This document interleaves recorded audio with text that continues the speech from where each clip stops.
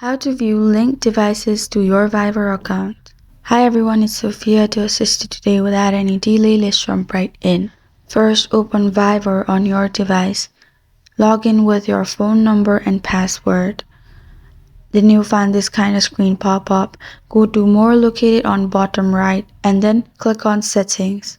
You'll find this kind of screen pop up. Click on Account, which is the first option. Then click on Desktop and Tablets. In here, you will find all the logged in devices from your Viber account.